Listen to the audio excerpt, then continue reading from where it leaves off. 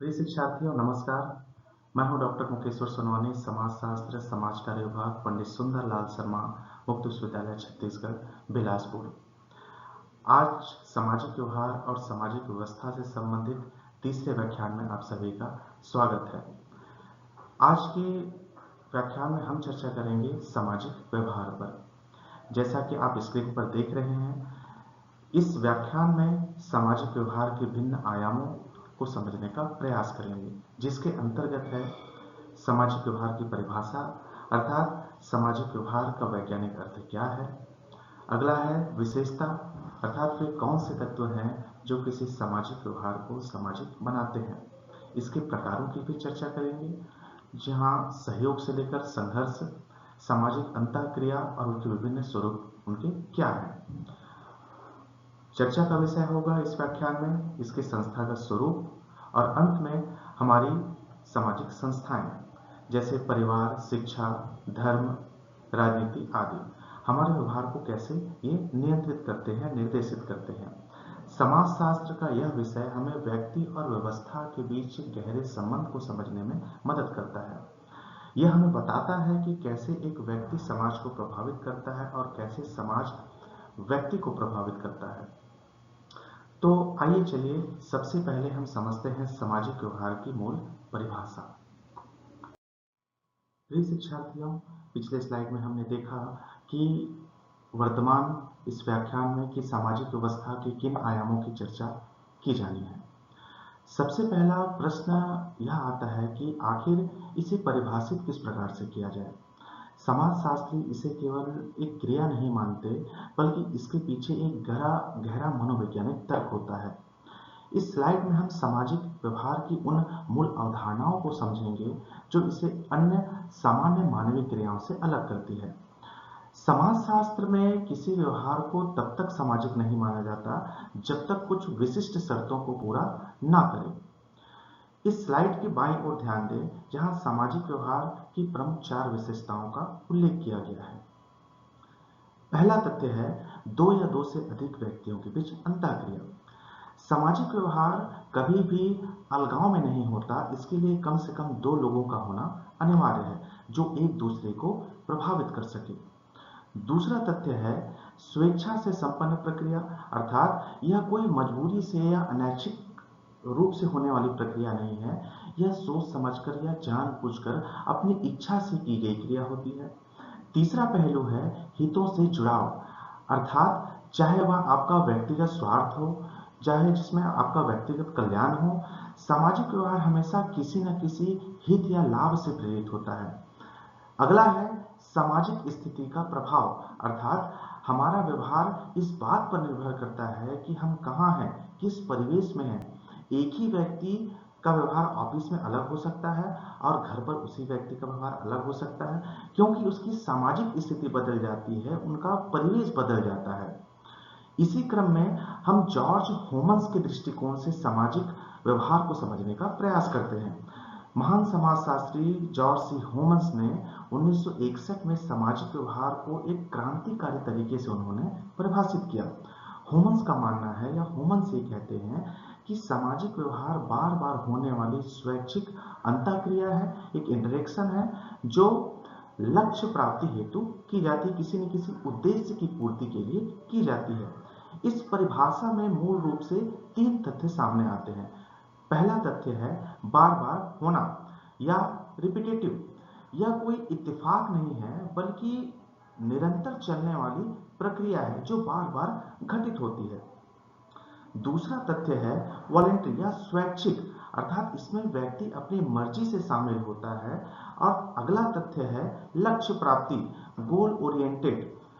इसका अर्थ यह है कि हम एक दूसरे से इसीलिए जुड़ते हैं क्योंकि हमें कुछ हासिल करना होता है, हमारे कुछ उद्देश्य होते हैं, चाहे वो प्रेम प्राप्त करना हो, पैसा प्राप्त करना हो, या सम्मान या प्रतिष्ठा हासिल करनी हो। इस प्रकार से सामाजिक व्यवहार के संबंध में होमस ने अपने विचार प्रस्तुत किए। इस अर्थ में निष्कर्ष के रूप में यह कहा जा सकता है कि सामाजिक व्यवहार एक लेन देन की तरह है, जिसे समाज में रहकर अपनी जरूरतों और लक्ष्यों को पूरा करने के लिए अपनाया जाता है। आप स्क्रीन पर देख पा रहे होंगे, जैसे हैंडशेक करते हुए एक सिंबल प्रदर्शित की गई है।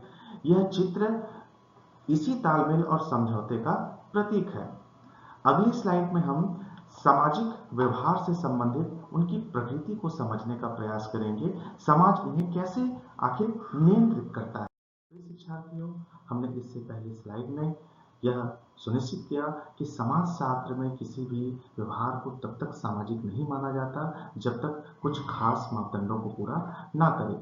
इसी प्रकार से जॉर्ज होमन्स ने बड़ी खूबसूरती से सामाजिक व्यवहार को परिभाषित करने का प्रयास किया। उनके अनुसार जैसे कहना है कि सामाजिक व्यवहार बार बार होने वाली स्वैच्छिक अंतःक्रिया है जो किसी न किसी लक्ष्य प्राप्ति के लिए की जाती है। अब है सामाजिक व्यवहार की प्रकृति। सामाजिक व्यवहार की प्रकृति का आशय ये है कि यह समाज में दिखता कैसे है, इनका नेचर क्या है। सामाजिक व्यवहार मुख्य रूप से दो विपरीत लेकिन अनिवार्य रूपों में प्रकट होती है जो समाज के ढांचे को निर्धारित करती है। सर्वप्रथम है सहयोगात्मक व्यवहार, कोऑपरेटिव बिहेवियर। यह समाज की सकारात्मक ऊर्जा है। इसमें मुख्य रूप से शामिल है जैसे प्रेम और सौहार्द की भावना, लगाव की भावना जो हमें एक दूसरे से जोड़ती है। इसी के अंतर्गत है सामाजिक एकीकरण। यह वह प्रक्रिया है जिससे समाज इकाई के रूप में जुड़ा रहता है।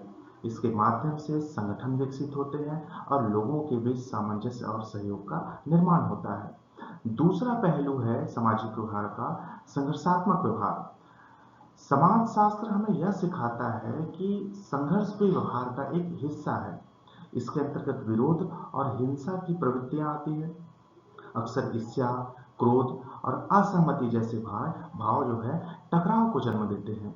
यह प्रक्रिया सामाजिक विघटन की ओर ले जा सकती है, जहां समाज में बिखराव पैदा होता है, एक विघटन की स्थिति उत्पन्न होती है। इस अर्थ में हम अंत में यह कह सकते हैं, हमें यह समझना होगा कि समाज की स्थिरता के लिए सहयोग और संघर्ष दोनों ही अपनी भूमिका निभाते हैं। जहां सहयोग समाज को जोड़ता है, वहीं संघर्ष अक्सर जो है परिवर्तन और सुधार की आवश्यकता को दर्शाता है। व्यक्ति और व्यवस्था का यह संतुलन ही समाज के कार्यक्रम को निर्धारित करता है, उनकी गतिशीलता को निर्धारित करता है। अब है सामाजिक व्यवहार की मुख्य विशेषता। हमने सामाजिक व्यवहार की मूल अवधारणा को समझने के लिए जिन बिंदुओं को लिया है या जिन बिंदुओं के माध्यम से सामाजिक व्यवहार को हमने समझा, वही बिंदु सामाजिक व्यवहार की विशेषताएं हैं। मुख्य रूप से इसमें पहली विशेषता यह है कि प्रत्यक्ष और ऐच्छिक क्रिया है। दूसरी है इसकी बहुव्यक्तिक प्रकृति है, यानी यह हमेशा दो या अधिक व्यक्तियों के बीच घटित होता है। और तीसरी विशेषता, महत्वपूर्ण विशेषता यह है कि यह एक द्विस्तरीय प्रक्रिया है जो व्यक्ति अर्थात इंडिविजुअल्स और समष्टि या समूह या ग्रुप दोनों स्तरों पर संचालित होती है। यहाँ इसी क्रम में दो विद्वानों का उल्लेख करना भी अनिवार्य है। जॉर्ज सिमेल, जिन्होंने मुख्य रूप से व्यक्तिक स्तर यानी एक इंडिविजुअल के लेवल पर एक इंडिविजुअल के स्तर की अंतःक्रियाओं के अध्ययन पर जोर दिया है। वहीं दूसरे विद्वान हैं पीटर ब्लाउ, जिन्होंने समष्टि स्तर या ग्रुप लेवल के सामाजिक कार्यक्रमों और बड़े समूहों के व्यवहार का विश्लेषण किया है। संक्षेप में कह सकते हैं कि सामाजिक व्यवहार व्यक्ति की इच्छाओं और समाज की व्यवस्था के बीच एक निरंतर चलने वाली एक प्रक्रिया। इसके पश्चात हम सामाजिक व्यवहार के कुछ प्रक्रियात्मक स्वरूपों की चर्चा करेंगे जो हमें सामाजिक व्यवहार को समझने में एक भूमिका निभाएगी। इसकी पहली महत्वपूर्ण विशेषता है हितपूर्ति और द्वैत प्रकृति। इसका अर्थ यह है कि सामाजिक व्यवहार कभी भी एक तरफा नहीं होता, यह निजी और सामूहिक दोनों हितों के बीच एक संतुलन है। उदाहरण के लिए, जब आप किसी टीम में काम करते हैं तो आप अपने व्यक्तिगत कैरियर अर्थात निजी हित और दूसरा टीम की सफलता अर्थात सामूहिक हित दोनों को एक साथ साध रहे होते हैं, दोनों को एक साथ संचालित कर रहे होते हैं। समाजशास्त्र में यह स्वार्थ और परमार्थ का एक अनुपम संग्रह है। दूसरी विशेषता है इसका तर्क संगत और उद्देश्यपूर्ण होना। सामाजिक व्यवहार कोई रैंडम या अचानक होने वाली घटना नहीं है, बल्कि यह एक सुनियोजित रणनीति के तहत लक्ष्य की ओर बढ़ाता है। व्यक्ति अपनी क्रिया के परिणाम का आकलन करता है और फिर कदम उठाता है। तीसरा महत्वपूर्ण तत्व है संचार के माध्यम। बिना संचार के सामाजिक अंतःक्रिया असंभव है। इसमें कोई भाषा या केवल शब्द नहीं बल्कि संकेत, प्रतीक या हमारे हाव भाव, बॉडी लैंग्वेज भी इसमें शामिल होते हैं। एक छोटी सी मुस्कान या फिर सिर हिलाना भी एक जटिल सामाजिक संदेश दे सकता है। चौथा बिंदु है वैधता का द्वैध। समाज में अनेक नियम और मानक होते हैं। सामाजिक व्यवहार इन मानकों के आधार पर या तो वैध माना जाता है या फिर अवैध माना जाता है। यदि व्यवहार समाज द्वारा स्वीकृत है तो वह व्यवहार को मजबूत करता है, अन्यथा वह विचलन की श्रेणी में आता है। अंत में बात करते हैं परिस्थिति सापेक्षता की। सामाजिक व्यवहार कभी स्थिर नहीं होता। यह सामाजिक प्रसंग, सोशल कॉन्टेक्स्ट के अनुसार अपना स्वरूप बदलता रहता है। इसे एक उदाहरण से समझते हैं। एक डॉक्टर का व्यवहार अस्पताल में औपचारिक होता है, लेकिन वह व्यक्ति घर पर अपने बच्चों के साथ अनौपचारिक व्यवहार करता है। अर्थात परिस्थिति बदल जाने पर व्यवहार के नियम भी बदल जाते हैं।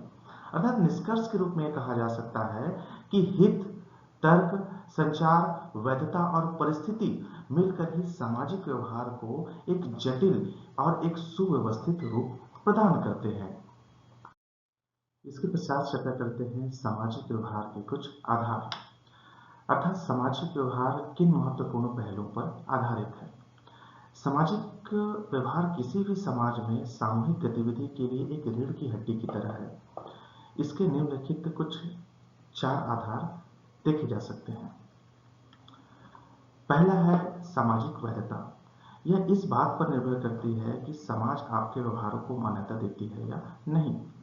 समाज के कुछ स्थापित जो नॉर्म्स हैं, जो प्रतिमान हैं, के प्रति व्यवहार की स्वीकृति या अस्वीकृति ही इनकी वैधता को तय करती है।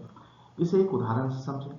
यदि आप किसी सार्वजनिक स्थल पर कतार में खड़े होते हैं तो समाज इसे वैध व्यवहार मानता है क्योंकि यह नियम सम्मत है। इसके विपरीत कतार तोड़ना अवैध या अस्वीकृत व्यवहार की श्रेणी में आता है। दूसरा महत्वपूर्ण आधार है सांस्कृतिक प्रतिमान। अर्थात हमारी संस्कृति हमारे व्यवहार की रूपरेखा को तैयार करती है। पारंपरिक मूल्यों और सांस्कृतिक विश्वासों का हमारे दैनिक व्यवहारों पर एक गहरा और अमिट प्रभाव पड़ता है। जैसे भारत में बड़ों के पैर छूना एक सांस्कृतिक प्रतिमान है या एक व्यवहार है या इस प्रकार की एक क्रिया है, बल्कि संस्कृति द्वारा सिखाया गया सम्मान और प्रदर्शित करने का एक माध्यम है। अगला महत्वपूर्ण आधार है प्रयोजन साधन, मीन्स ऑफ पर्पस। अर्थात व्यवहार हमेशा किसी न किसी उद्देश्य की पूर्ति के लिए किया जाता है। सामाजिक व्यवहार का लक्ष्य व्यक्तिगत लाभ या सामूहिक कल्याण को सिद्ध करना होता है। जैसे एक छात्र का कक्षा में प्रश्न पूछना। यह प्रश्न पूछना एक व्यवहार है जिनका प्रयोजन ज्ञान प्राप्त करना है और विषय पर चर्चा शुरू करना शामिल है। चौथा महत्वपूर्ण आधार है संस्थागत प्रणाली, इंस्टीट्यूशनल सिस्टम। अर्थात समाज की संस्थाएं हमारे व्यवहार को अनुशासित करती है, नियंत्रित करती है, उसे निर्देशित करती है। समाज की विभिन्न संस्थाएं जैसे परिवार, धर्म, कानून, शिक्षा आदि, इसकी संरचना और कार्यविधि जो होती है हमारे व्यक्ति के व्यवहार में झलकता है, व्यक्ति के व्यवहार को प्रभावित करता है। जैसे एक कर्मचारी का अपने ऑफिस में व्यवहार जो कि एक संस्थागत या कारपोरेट नियम से निर्धारित होता है और संचालित होता है। जैसे अपने वरिष्ठों और सहकर्मियों से वो कैसे बात करे, कैसे वो उनके साथ बिहेव करे। अर्थात निष्कर्ष के रूप में कहा जा सकता है समाज मानकों और मूल्यों के एक मजबूत ढांचे के आधार पर ही किसी व्यवहार को स्वीकार या अस्वीकार करने का निर्णय लेता है। यही सामाजिक व्यवहार के कुछ महत्वपूर्ण आधार थे। शिक्षार्थियों, सामाजिक व्यवहार की अवधारणा को और सटीक और सही अर्थ में समझने के लिए हम रॉबर्ट के मर्टन के एक महत्वपूर्ण सिद्धांत की चर्चा करेंगे। मर्टन का मानना है कि समाज हमें एक लक्ष्य देता है। अर्थात समाज कोई न कोई एक लक्ष्य को निर्धारित करता है और उसे पाने के लिए कुछ साधन तय करता है। जब इन साधनों और लक्ष्यों के बीच तालमेल बिगड़ता है तो 5 प्रकार के व्यवहार जन्म लेते हैं। मर्टन के अनुसार इन 5 प्रकारों में पहला जो प्रकार है वो सामान्य प्रकृति के हैं, जबकि बाकी 4 प्रकार मानकहीनता या एनोमी की स्थिति को दर्शाते हैं। पहला प्रकार है समनुकूलन। इसमें व्यक्ति सामाजिक लक्ष्यों को स्वीकारता है और उसे पाने के लिए सही साधनों का उपयोग करता है। जैसे एक छात्र जो कड़ी मेहनत करके और परीक्षा पास करके अच्छी नौकरी पाना चाहता है। यहाँ लक्ष्य अर्थात सफलता और साधन अर्थात पढ़ाई दोनों सामाजिक रूप से सही है। दूसरा है नवाचार, जहां व्यक्ति लक्ष्य तो पाना चाहता है लेकिन साधनों के साथ समझौता कर लेता है। जैसे धनवान बनने के लिए कोई व्यक्ति व्यापार करने के बजाय चोरी करने लग जाता है या धोखाधड़ी का रास्ता अपना लेता है। तीसरा है संस्कारवाद। इसमें व्यक्ति लक्ष्य को तो भूल जाता है लेकिन नियमों या साधनों को आंख बंद करके पकड़ लेता है या उन्हें नियमों के अनुसार ही चलता है। जैसे एक सरकारी कर्मचारी जो केवल नियमों की फाइलें पूरी करने में लगा है, चाहे उससे जनता का कोई हित हो रहा है या फिर नहीं हो रहा है, जो कि एक लक्ष्य है। अगला इसका बिंदु है रॉबर्ट के मर्टन के पलायनवाद। इसमें व्यक्ति लक्ष्य और साधन दोनों को त्याग देता है। एक ऐसा व्यक्ति जो समाज में कटकर मान लो नशे करता है या नशे की लत में पड़ जाता है या कहीं कि सन्यासी बन जाता है, वह ना सफलता चाहता है ना नियमों का पालन करना चाहता है। अंत में आता है विद्रोह, जहां व्यक्ति अपने पुराने लक्ष्यों या साधनों को नकार कर नए मूल्यों की स्थापना करना चाहता है। जैसे क्रांतिकारी समूह जो वर्तमान सामाजिक व्यवस्था को बदलकर एक नवीन न्यायपूर्ण व्यवस्था लाने पर बल देते हैं। संक्षेप में मर्टन हमें बताते हैं कि सामाजिक व्यवस्था का दबाव व्यक्ति को किस प्रकार अलग अलग व्यवहार करने पर मजबूर करता है या उन्हें एक नवीन प्रकार के व्यवहार करने के लिए प्रेरित करता है। शिक्षार्थियों, सामाजिक व्यवहार केवल एक व्यक्तिगत पसंद का मामला नहीं है। यह समाज की एक विस्तृत संस्थागत संरचना के भीतर काम करता है। समाज शास्त्र हमें यह बताता है कि जीवन के अलग अलग क्षेत्रों में हमारा व्यवहार उस विशेष संस्था के नियमों के अनुसार बदल जाता है। हम यहाँ यह देखने का प्रयास करेंगे कि सामाजिक क्षेत्र में हमारा व्यवहार कैसे प्रकट होता है। सबसे पहले आती है हमारी बुनियादी सामाजिक संस्थाएं, जैसे परिवार और विवाह। यहाँ हमारा व्यवहार भावनाओं और रिश्तों पर आधारित होता है। जैसे एक पिता का अपने बच्चों के प्रति पालन पोषण का व्यवहार या जाति और वर्ग के भीतर निभाई जाने वाली सामाजिक कुछ जिम्मेदारियां। दूसरा है आर्थिक संस्थाएं। आर्थिक क्षेत्र में व्यवहार पूरी तरह से विनिमय और लाभ पर केंद्रित होता है। जैसे बाजार में एक ग्राहक और दुकानदार के बीच होने वाली जो तोल मोल की प्रक्रिया है या कार्य स्तर पर सहकर्मियों के बीच बेहतर प्रदर्शन की बातें हैं, इसमें एक स्वस्थ प्रतिस्पर्धा देखा जाता है। तीसरा है राजनीतिक संस्थाएं, जहां व्यवहार सत्ता, अधिकारों और निर्णयों से प्रभावित होता है। जैसे चुनाव के दौरान मतदान करना, सत्ता के लिए संघर्ष करना या किसी सामाजिक मुद्दे पर विरोध प्रकट करना या उसमें भाग लेना आता है। अगला है धार्मिक संस्थाएं।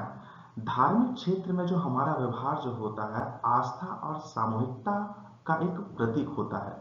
जैसे मंदिर या मस्जिद में जाकर सामूहिक रूप से पूजा पाठ करना, जो केवल व्यक्तिगत भक्ति नहीं अभी तो सामाजिक समरसता और एकजुटता का आधार भी होता है। पांचवा है सांस्कृतिक क्रियाकलाप में। अंत में ये गतिविधियां जो हम एक समुदाय के रूप में जोड़ती है। जैसे किसी स्थानीय मेले या उत्सव में सम्मिलित होना या सामूहिक खेल कूद का हिस्सा बनना, जहां हम अपनी साझा संस्कृति का उत्सव मनाते हैं। अर्थात निष्कर्ष के रूप में कहा जा सकता है कि हमारा हर व्यवहार किसी न किसी संस्थागत ढांचे के भीतर बंधा हुआ है। यही व्यवस्था समाज को स्थिरता और दिशा प्रदान करती है और निश्चित प्रकार के व्यवहार को करने के लिए एक व्यक्ति और समुदाय को या समूह को प्रेरित करती है। इस अगले स्लाइड में चर्चा का विषय है सामाजिक व्यवहार का प्रक्रियात्मक दृष्टिकोण। अर्थात समाजशास्त्र में किसी भी व्यवहार को उसके परिणामों के आधार पर परखा जाता है। इसे हम प्रक्रियात्मक या फंक्शनल पर्सपेक्टिव कह रहे हैं। इसका अर्थ यह है कि प्रत्येक सामाजिक व्यवहार का समाज पर अलग अलग प्रभाव होता है।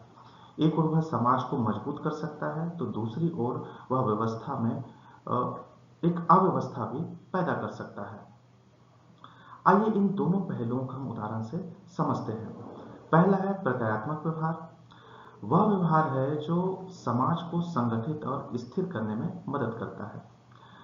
इसके मुख्य तत्व है जैसे सामाजिक एकीकरण, सहयोग का विकास और सामाजिक स्थायित्व का समर्थन। जैसे एक रक्तदान शिविर या ब्लड डोनेशन कैंप का आयोजन करना।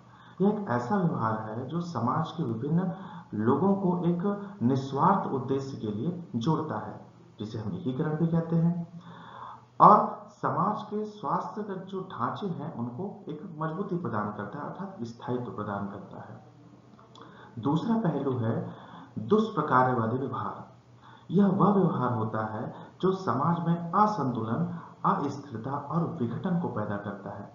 यह सामाजिक मूल्यों का उल्लंघन करता है और आवश्यक सामाजिक परिवर्तनों का विरोध भी कर सकता है, जैसे सार्वजनिक संपत्ति को नुकसान पहुंचाना या दंगों में शामिल होना। ऐसे व्यवहार न केवल कानून को तोड़ता है बल्कि समाज के बीच अविश्वास को भी पैदा करता है, चाहे वह व्यक्ति और व्यक्ति के बीच हो या समूह और व्यक्ति के बीच हो या समूह के मध्य हो, जिससे सामाजिक व्यवस्था कमजोर पड़ जाती है। अर्थात समाज एक संतुलन की तरह है। जैसे कि आप स्क्रीन पर बने इस चित्र को देख सकते हैं, जहां प्रकार्यवादी व्यवहार समाज को ऊपर उठाता है, वहीं दुष्प्रकार्यवादी व्यवहार उसे अस्थिर कर देता है। एक समाजशास्त्री के रूप में हमारा काम इन दोनों प्रवृत्तियों के पीछे के कारणों को समझना भी है। प्रिय शिक्षार्थियों, आज की हमारी विस्तृत चर्चा का सार इस चक्र में समाहित है। सामाजिक व्यवहार और सामाजिक व्यवस्था कोई अलग अलग चीजें नहीं है, बल्कि ये एक दूसरे पर निर्भर है और निरंतर चलने वाली प्रक्रिया है। जैसा कि आप स्क्रीन पर इस चक्र को देख सकते हैं, यह 4 प्रमुख स्तंभों पर टिका है। पहला है पारस्परिक संबंध, अर्थात व्यक्ति और व्यवस्था दोनों एक दूसरे के साथ गहराई से जुड़े हैं। जैसे एक परिवार की व्यवस्था को लें, अपने सदस्यों के व्यवहार को प्रभावित करता है और सदस्यों का प्यार भरा व्यवहार परिवार को मजबूती प्रदान करता है। अगला है नियंत्रण। सामाजिक व्यवस्था हमारे व्यवहार को नियंत्रित और अनुशासित करती है। जैसे ट्रैफिक के नियम जो एक व्यवस्था है जो सड़क पर हमारे वाहन चलाने के व्यवहार को नियंत्रित करती है ताकि दुर्घटनाएं ना हो। अगला है परिवर्तन। यह एक जो सामाजिक व्यवहार की जो प्रक्रिया है वो एक तरफा प्रक्रिया नहीं है। हमारा व्यवहार भी सामाजिक व्यवस्था में बदलाव को उत्पन्न कर सकता है या बदलाव उसमें ला सकता है। जैसे कि इतिहास गवाह है कि जब समाज में लोगों ने अपने व्यवहार में बदलाव किया और कुरीतियों के खिलाफ आवाज उठाई, तो पुराने कानून बदले और नई सामाजिक व्यवस्था बनी। अगला है आधार। सामाजिक व्यवहार ही सामाजिक परिवर्तन का एक महत्वपूर्ण आधार है। यह इस परिप्रेक्ष्य में दिया गया है। अर्थात हम यह कह सकते हैं कि सामाजिक व्यवहार न केवल सामाजिक व्यवस्था का आधार है, बल्कि वह शक्ति भी है जो भविष्य के समाज को दिशा देती है।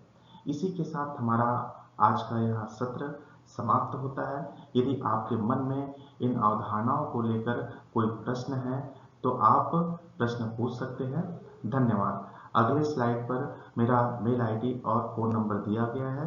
यदि कोई डाउट है, कोई संशय है किसी भी अवधारणा पर या किसी भी बिंदु पर, तो आप मुझे फोन करके या ईमेल के माध्यम से पूछ सकते हैं। बहुत बहुत धन्यवाद।